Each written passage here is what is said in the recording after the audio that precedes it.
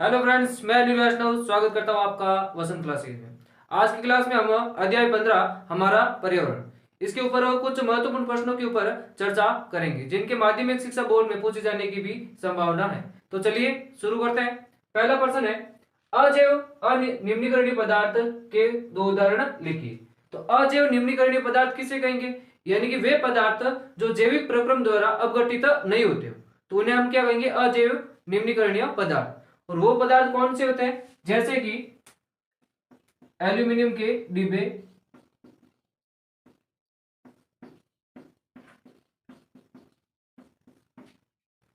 Polythene,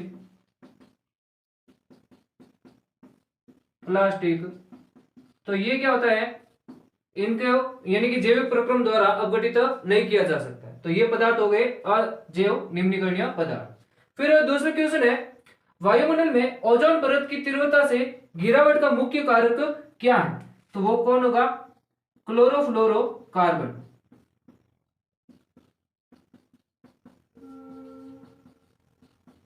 जिसे हम shortcut में लिखते हैं CFC। तो इसका आंसर हो जाएगा क्लोरोफ्लोरोकार्बन। ओजोन परत की तीव्रता से गिरावट किसके कारण आ रही है? क्लोरोफ्लोरोकार्बन के कारण आ रही है। फिर तीसरा क्वेश्चन है, ओजोन सूर्य से आने वाली कौन सी किरणों से सुरक्षा प्रदान करती है? तो सूर्य से आने वाली जो किरण है वो कौन सी किरण है? पराबैंगनी किरण। तो ओजोन परत हमें इस किरणों से क्या करती है? सुरक्षा प्रदान करती है। फिर अगला क्वेश्चन है, UNEP का पूरा नाम क्या है? तो इसका पूरा नाम हो जाएगा संयुक्त राष्ट्र पर्यावरण कार्यक्रम। और अगर इसको इंग्लिश में लिखना चाहो तो इंग्लिश में भी लिख सकते हैं, हो जाएगा यूनाइटेड नेशंस एनवायरमेंट प्रोग्राम।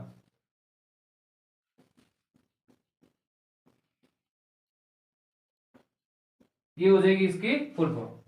फिर अगला क्वेश्चन है, जैवमंडल में ऊर्जा का मुख्य स्रोत क्या है? तो ऊर्जा का मुख्य स्रोत क्या हो जाएगा? सूर्य। तो इसका आंसर हो जाएगा सूर्य। यही एक सबसे बड़ा ऊर्जा का मुख्य स्रोत है। तो चलिए आगे बढ़ते हैं। अगला क्वेश्चन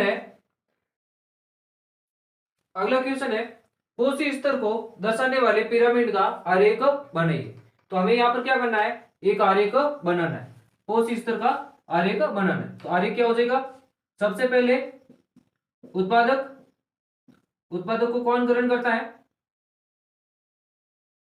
प्राथमिक उपभोक्ता।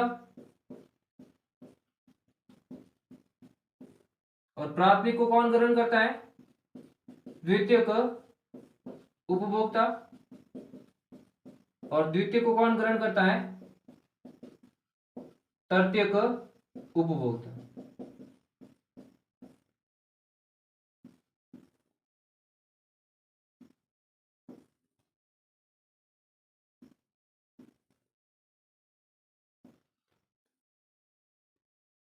अब उत्पादक है वो क्या हो जाएंगे? प्रथम कोशी स्तर। और प्राथमिक है उपभोक्ता, वो क्या हो जाएंगे? द्वितीय उपभोक्ता, सॉरी कोशी स्तर। और जो द्वितीयक है वो क्या हो जाएंगे? तृतीय कोशी स्तर। और जो तृतीयक उपभोक्ता है वो क्या हो जाएंगे? चतुर्थ कोशी स्तर। तो कि ये क्या हो जाएगा? उनका एक आरेख हो जाएगा। अब उत्पादक जैसे कि हरे पेड़ पौधे, और प्राथमिक देखें तो टीडे को देख लीजिए। और द्वितीय को जैसे कि इसका एग्जांपल मेंढक। और तृतीय को जैसे कि सांप। अब देखिए यहां पर टीडा जो है वो क्या खाता है? घास वगैरह खाता है। और घास को कौन खाता है? घास को टीडा, और टीडे को कौन? मेंढक, और मेंढक को कौन खाता है? सांप खाता है। तो ये इस प्रकार से एक क्या हो जाएगा? ऊर्जा प्रवाह का भी क्या होता है, आरेख बनता है। और ये पोस्ट स्तर का हम इस प्रकार से आरेख है वो बना सकते हैं। तो नेक्स्ट क्वेश्चन है, एक पारितंत्र में ऊर्जा प्रवाह का आलेख बनाइए। तो यहाँ पर ऊर्जा प्रवाह का एक आरेख बनाना है। अब जैसे कि सबसे पहले क्या लिखोगे, सूर्य का प्रकाश, सूर्य का प्रकाश यानी कि पेड़ पौधे हैं वो किसकी उपस्थिति में अपना भोजन बनाते हैं, सूर्य के प्रकाश की उपस्थिति में बनाते हैं। फिर हो जाएगा उत्पादक, उत्पादक के बाद देखा जाए तो कौन हो जाएगा, शाकाहारी, और शाकाहारी के बाद कौन हो जाएगा, मांसाहारी, और मांसाहारी के बाद कौन हो जाएगा, शीर्ष मांसाहारी।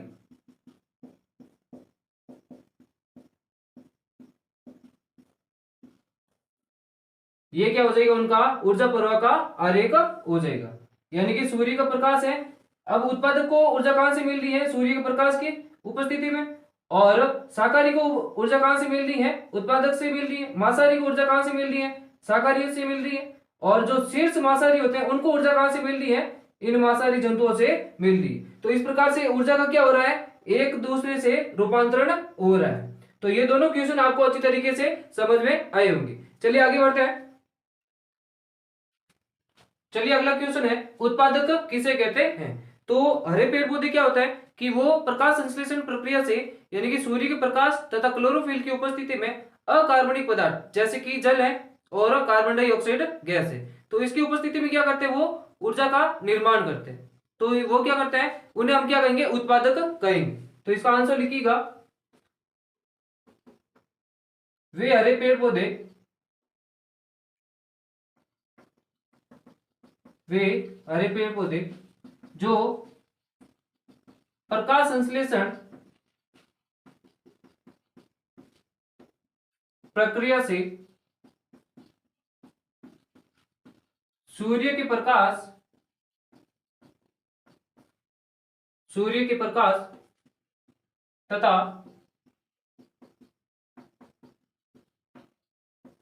क्लोरोफिल की उपस्थिति में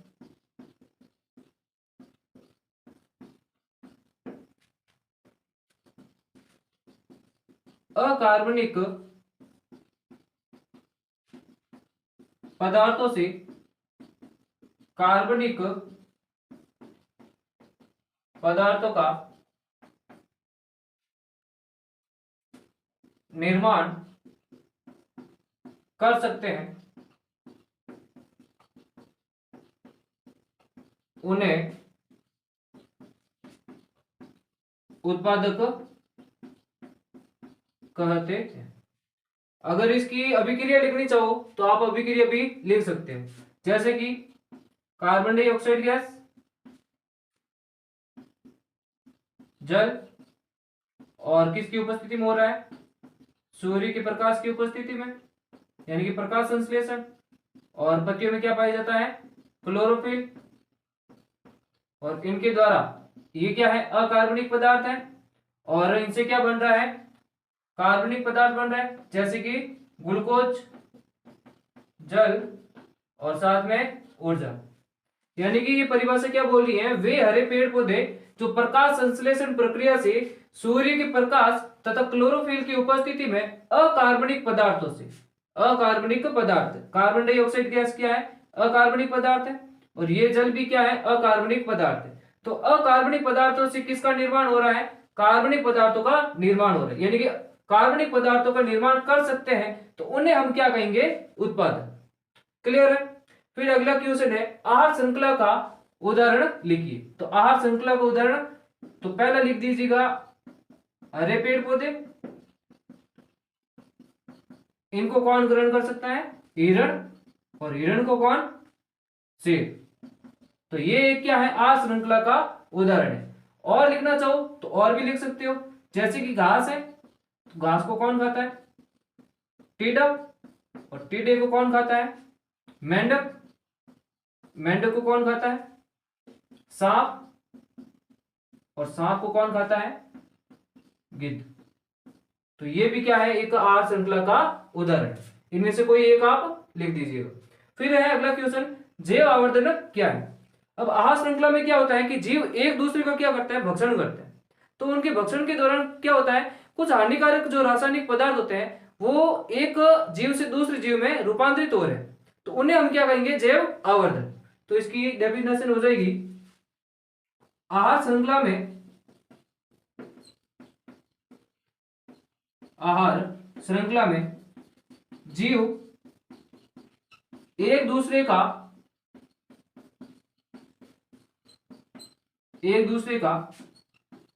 भक्षण करते हैं। इस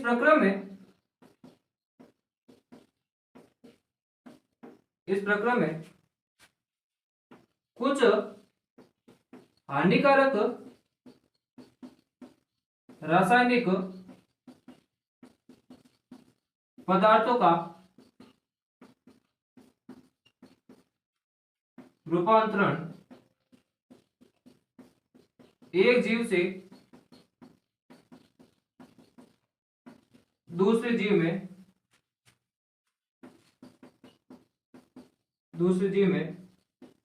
हो जाता है, जिसे जैव आवर्धन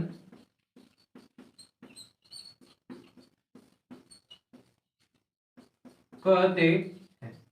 जैसे कि कीटनाशक है, तो कीटनाशक को कौन ग्रहण कर लेता है, शैवाल, और शैवाल को कौन ग्रहण कर लेता है, मछली।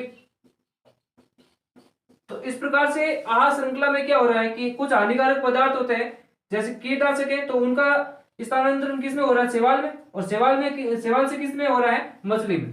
तो ये हानिकारक पदार्थों का एक जीव से दूसरे जीव में रूपांतरण होना, यही क्या कहलाएगा, जैव आवर्धन। चलिए ये क्वेश्चन आपको अच्छी तरीके से समझ में आ गए होंगे। आगे बढ़ते हैं। अगला क्वेश्चन है, जैव निम्नीकरणीय तथा अजैव निम्नीकरणीय में अंतर लिखिए। तो जैव निम्नीकरणीय पदार्थ कौन से होंगे, जो जीवों के द्वारा क्या हो जाते हैं, अपघटित हो जाते हैं, तो उन्हें कहेंगे जैव निम्नीकरणीय पदार्थ। और जो जीवों के द्वारा अपघटित नहीं होते हो, तो उन्हें हम क्या कहेंगे, अजैव निम्नीकरणीय पदार्थ। क्लियर है। तो अंतर क्या होता है कि ये जो जैव निम्नीकरणीय पदार्थ होते हैं, ये पर्यावरण में क्या होते हैं, सक्रिय होते हैं। ये पदार्थ सक्रिय होते हैं,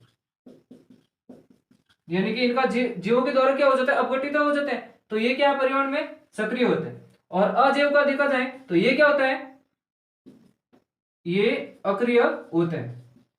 ये पदार्थ अक्रिय होते हैं। और देखा जाए इन पदार्थों का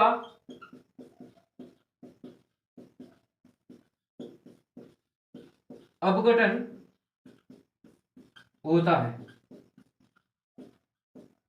और इनका अजैव निम्नीकरणीय पदार्थों का अपघटन नहीं होता है। तो लिख दीजिएगा, इन पदार्थों का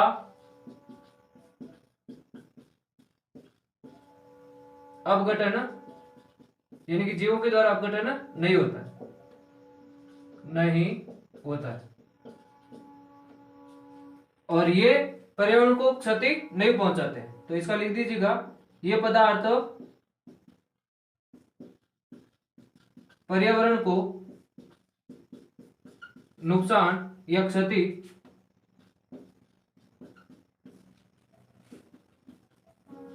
नहीं पहुंचाते हैं, और ये पर्यावरण को क्षति पहुंचाते हैं। ये पदार्थ पर्यावरण को नुकसान पहुंचाते हैं। और लिखना चाहो तो चौथा लिख दीजिएगा, ये पर्यावरण में लंबे समय तक नहीं रहते, यानी कि कम समय तक रहते हैं।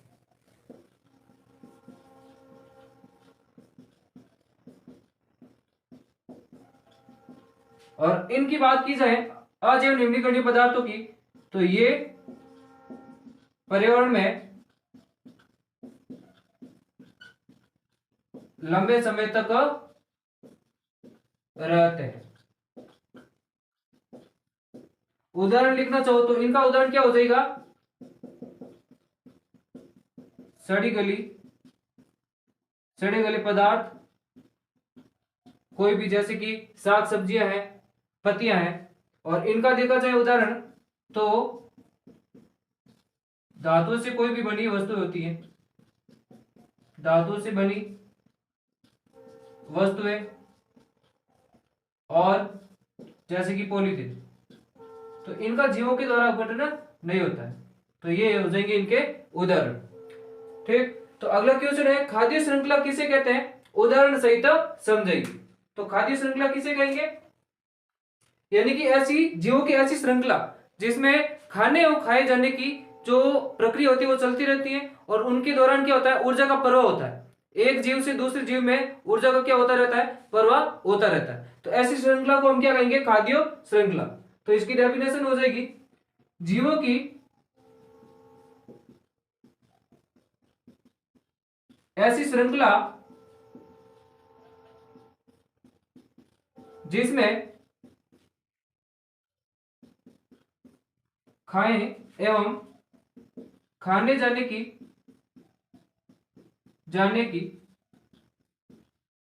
पुनरावृत्ति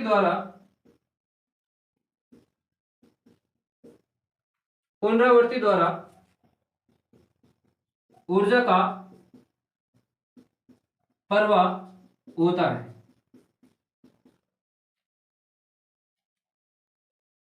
ऊर्जा का प्रवाह होता है जिसे खाद्य श्रृंखला कहते हैं। उदाहरण देखें तो देखिए, उत्पादक है, उत्पादक की तौर पर हरे पेड़ पौधे। तो हरे पेड़ पौधों को कौन खा लेता है? हिरण। और हिरण को कौन? शेर। तो यहां पर परिभाषा क्या बोल रही है? जीवों की ऐसी श्रृंखला जिसमें खाएं एवं खाने जाने की पुनरावृत्ति द्वारा, यानी कि हिरण क्या कर रहा है? पेड़ पौधों को खा रहा है, तो क्या हो रहा है? ये ऊर्जा को ग्रहण कर रहा है। और शेर किसको खा रहा है? हिरण को खा रहा है। तो ये ऊर्जा का क्या हो रहा है? मतलब एक जीव से दूसरे जीव में रूपांतरण हो रहा है। तो ऐसी श्रृंखला को हम क्या कहेंगे? खाद्य श्रृंखला। ये हो गया इसका उदाहरण। ये दोनों क्वेश्चन आपको अच्छी तरीके से समझ में आए होंगे। चलिए आगे बढ़ते हैं। अगला क्वेश्चन है, पोषी स्तर क्या है? एक आहार श्रृंखला का उदाहरण देकर पोषी स्तर बताइए। तो पोषी स्तर किसे कहेंगे? खाद्य श्रृंखला के जो विभिन्न स्तर होते हैं या श्रृंखला होती है उन्हें क्या कहेंगे हम? पोषी स्तर। तो इसका उत्तर हो जाएगा, खाद्य श्रृंखला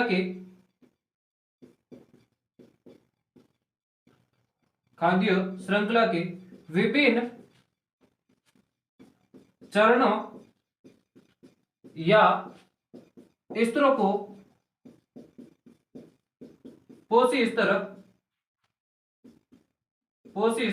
कहते हैं। पोषी स्तर कहते हैं। अब जैसे कि एग्जाम्पल हमने पहले देखा था, जैसे कि उत्पादक को कौन ग्रहण करता है? शाकाहारी। और शाकाहारी को कौन? मांसाहारी। और मांसाहारी को कौन? शीर्ष मांसाहारी।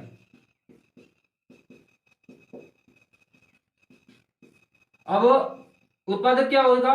प्रथम पोषी स्तर, और शाकाहारी क्या होगा? द्वितीय पोषी स्तर, और मांसाहारी क्या होगा? तृतीय पोषी स्तर, और शीर्ष मांसाहारी ये क्या होगा? चतुर्थ पोषी स्तर। एग्जाम्पल देखें, जैसे कि घास को कौन खाता? टीडा। टीडे को कौन? मेंढक। मेंढक को कौन? सांप। और सांप को कौन? गिद्ध वगैरह खाते हैं। तो ये इसका क्या हो जाएगा? एक पोषी स्तर को दर्शाया जाएगा। क्लियर? अगला क्वेश्चन है, अजैव निम्नीकरणीय की समस्या को कम करने के 2 उपाय बताइए। तो इसके 2 अगला क्वेश्चन है, अजैव निम्नीकरण की समस्या को कम करने के दो उपाय बताइए। अब जैसे कि पॉलीथीन है, तो पॉलीथीन क्या है, अजैव निम्नीकरणीय पदार्थ है, यानी कि जीवों के द्वारा अपघटित नहीं होती।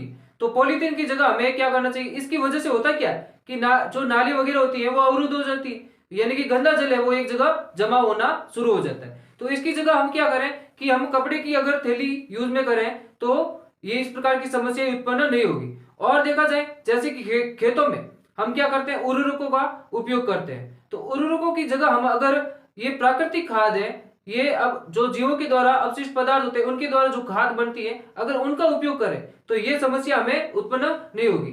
इसके कारण क्या होता है, उर्वरकों की वजह से भूमि क्या हो जाती है, बंजर हो जाती। तो इसके कोई भी दो उपाय है वो आप लिख दीजिएगा। जैसे कि पहला है कि हमें पॉलीथीन की जगह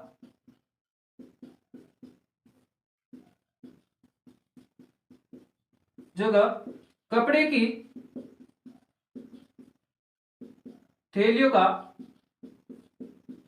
उपयोग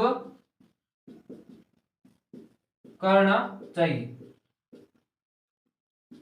पॉलीथीन की वजह से बहुत सारी जो हानि होती है वो हमें अच्छी तरीके से पता है। और लिख दीजिएगा कि उर्वरकों की जगह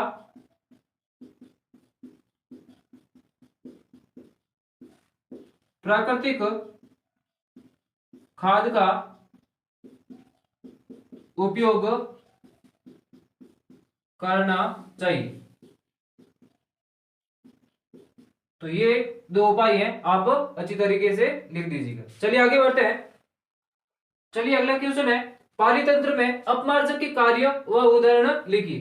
तो अपमार्जक क्या होता है, जो अपघटक जीव होते हैं वो क्या करते हैं, जो सड़ी गली वस्तु होती है यानी कि जटिल कार्बनिक पदार्थ होते हैं उन्हें सरल अकार्बनिक पदार्थों में परिवर्तित कर देते हैं। तो उन्हें हम क्या कहेंगे, अपमार्जक कहेंगे। वही अपघटक जीवाणु क्या कहेंगे, अपमार्जक। तो इसकी डेफिनेशन लिखिएगा या कार्य लिखिएगा, ये मृत जीवों अथवा सड़े गले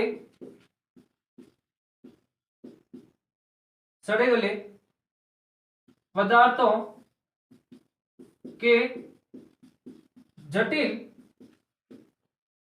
कार्बनिक पदार्थों को सरल अकार्बनिक पदार्थों में परिवर्तित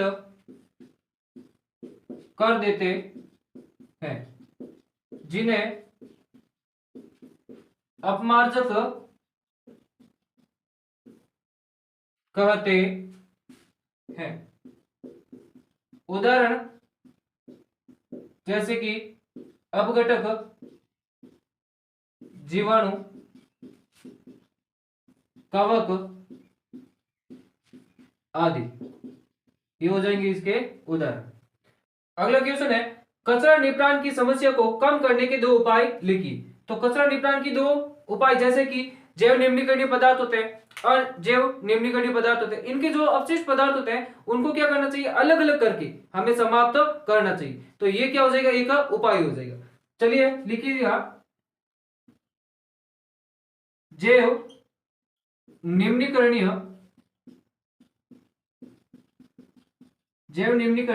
तथा अजैव निम्नीकरणीय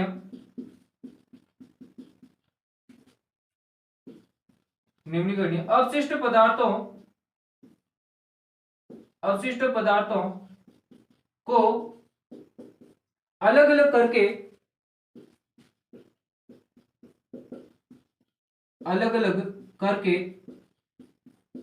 समाप्त करना चाहिए। फिर दूसरा लिख दीजिएगा, अजैव निम्नीकरणीय जो पदार्थ होते हैं उनका क्या करना चाहिए, जो पुनः चक्रण होता है, तो पुनः चक्रण होने के बाद पुनः उपयोग हमें करना चाहिए। तो लिखिएगा, अजैव निम्नीकरणीय अपशिष्ट पदार्थों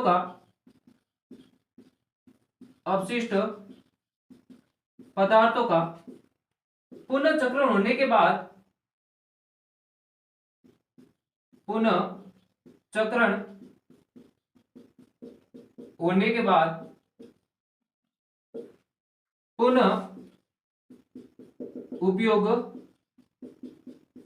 करना चाहिए। जैसे प्लास्टिक है तो प्लास्टिक का पुनः चक्रण होने के बाद पुनः उपयोग करना चाहिए। धातुएं हैं, धातु की डिब्बी वगैरह कुछ भी, तो उनका भी पुनः चक्रण होने के बाद पुनः उपयोग करना चाहिए।